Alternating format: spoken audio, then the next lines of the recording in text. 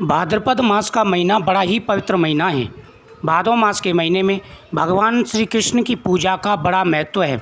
आज हम आपको भाद्रपद मास के स्नान दान की बहुत ही सुंदर कथा सुनाने जा रहे हैं। पूरे महीने आपको इस कथा का श्रवण करना है। भाद्रपद मास में भगवान कृष्ण की पूजा का अनंत गुना फल प्राप्त होता है। भगवान कृष्ण प्रसन्न होकर के अपने भक्तों की मनोकामना पूरी करते हैं। भाद्रपद मास की प्रतिदिन कथाओं का श्रवण करने से व्यक्ति के जीवन में आ रहे सारे कष्ट और परेशानी दूर हो जाते हैं, सभी पापों का नाश होता है और अंत में मोक्ष की प्राप्ति होती है। इस कथा को पूरी श्रद्धा के साथ में सुने, प्रतिदिन इस कथा को सुने, इससे पूरे महीने की कथा सुनने का फल प्राप्त हो जाता है। इस कथा के श्रवण करने से भगवान कृष्ण प्रसन्न होकर के मनवांछित फल प्रदान करते हैं। बहुत ही सुंदर कथा है, इस प्रकार से है। ओम नमो भगवते वासुदेवाय नमः। स्वागत है आप सभी का मेरे यूट्यूब चैनल पर। मैं हरिओम शर्मा आज आपको भाद्रपद मास की बहुत ही सुंदर कथा सुना रहा हूँ। भाद्रपद मास में स्नान और दान का महत्व है। एक समय की बात है जब नारद जी तीनों लोकों में भ्रमण करते करते एक तेजस्वी ऋषि के यहाँ पर पहुँचे। तब ऋषि के बहुत आग्रह करने पर नारद जी ने भादो मास का महत्व सर्ववर्णन बताया। देव ऋषि नारद जी एक ऋषि के पास पहुँचे, क्योंकि भादो मास भगवान विष्णु का प्रिय महीना है और इसी महीने में भगवान श्री कृष्ण का जन्म भी हुआ था। भाद्रपद मास के कृष्ण पक्ष की अष्टमी तिथि को भगवान श्री कृष्ण ने जन्म लिया था। तो देव ऋषि नारद जी एक ऋषि के पास पहुँचे और उनसे कहा कि हे ऋषिवर, भाद्रपद मास के महत्व का वर्णन कीजिए। भाद्रपद मास का वर्णन ब्रह्मा के प्रार्थना करने पर स्वयं भगवान विष्णु ने सुनाया था, इसलिए इसे उत्तम माध्यम तथा अदम किसी भी प्रकार का मनुष्य क्यों न हो, इस विशेष भाद्रपद माह में व्रत कर इसका महत्व सुनने मात्र से अति पवित्र होकर वैकुंठ में निवास करता है। यह एक प्राचीन काल की बात है। एक दंपत्ति सम्मल और सुमति को दुर्भाग्यवश कोई संतान नहीं थी। संयोग से भाद्रपद मास आने पर नगर के कई स्त्री पुरुष भादो स्नान करने के लिए तैयारी करने लगे। एक दंपत्ति था, सम्मल और सुमति। इनकी कोई संतान नहीं थी। बड़े दुखी थे, बड़े परेशान थे।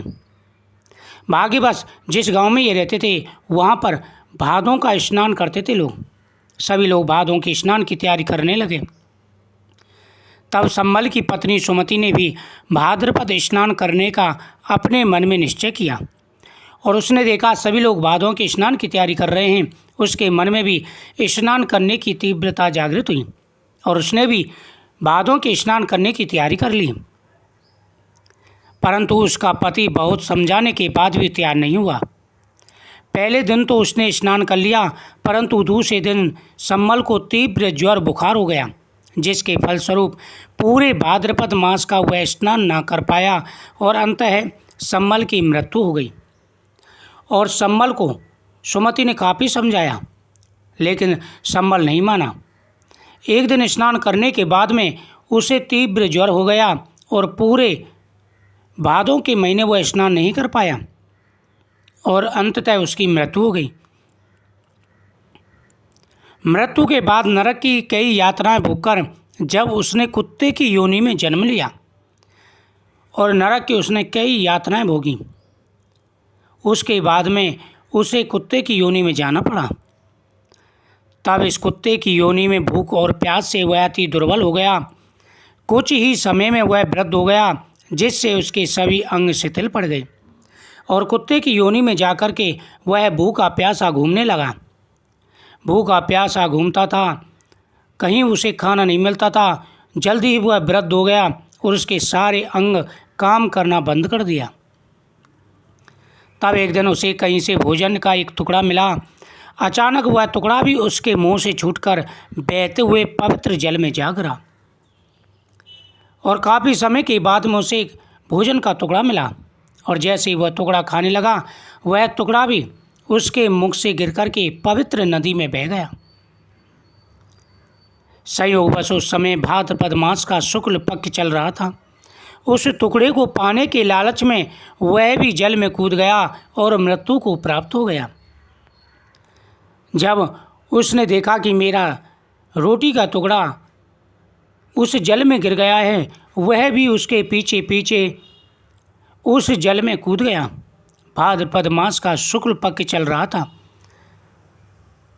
जैसे ही वह नदी में कूदा, उस नदी में कूदते ही उसके प्राण निकल गए। उसी समय भगवान के पादर्श अपना दिव्य विमान लेकर आए और उसे बैकुंठ धाम को ले गए।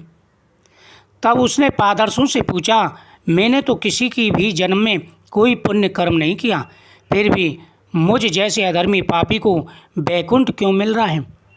जब उसके कुत्ते के रूप में मृत्यु हो गई तो भगवान विष्णु के पादर्श विमान लेकर के आए और विमान में उसको बैठा करके ले जाने लगे। उसने विस्मय होकर पादर्श से पूछा कि हे पादर्शों, कृपा करके मेरे संशय को दूर कीजिए। मेरी जानकारी में मैंने अनेकों जन्मों में पाप किए हैं। मैंने कभी भी कोई पुण्य कर्म नहीं किया, ना ही किसी को दान दिया, ना ही किसी का भला किया, ना ही मैंने कोई ऐसा कर्म किया जो मुझे याद हो। फिर भी आप लोग मुझे बैकुंठ को क्यों ले जा रहे हैं? पादर्शों ने कहा कि तुमने अज्ञानतावश इस भाद्रपद मास में स्नान कर लिया है। और उन्होंने कहा कि हे वत्स, तुमने अज्ञानतावश भाद्रपद मास के शुक्ल पक्ष में स्नान कर लिया है। स्नान करके अपने प्राण त्यागे हैं। इस पुण्य के प्रताप से तुम्हें बैकुंठ की प्राप्ति हुई है। और तुमने स्नान करने के बाद में प्राण त्यागे हैं, इसलिए तुम्हें बैकुंठ लोक की प्राप्ति होती है।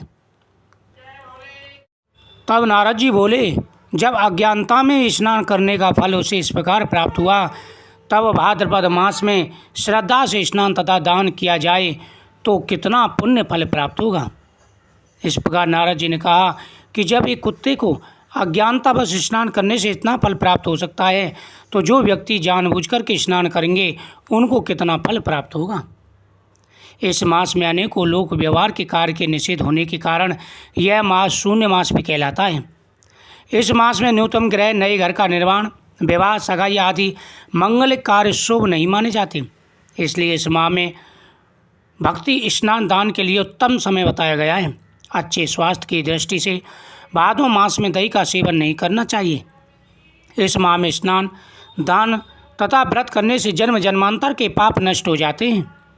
जो व्यक्ति इस माह में स्नान करते हैं उनके पुण्य को कोई नहीं कह सकता।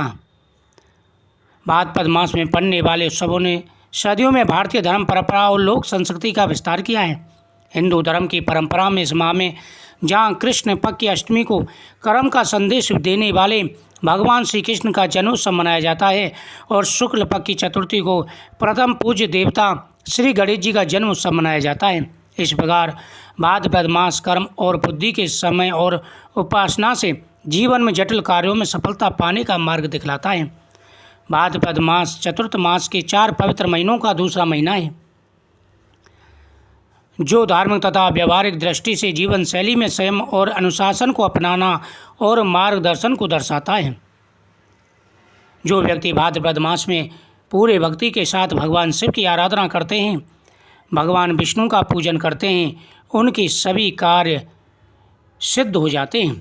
धन बढ़ता है, सुख समृद्धि बढ़ती है और जीवन में आ रही सारी समस्याएं दूर हो जाती हैं। भाद्रपद मास का यह अध्याय था। इसे प्रतिदिन श्रवण करने से पुण्य प्राप्त होता है और हर प्रकार के पाप नष्ट हो जाते हैं। जय श्री कृष्ण।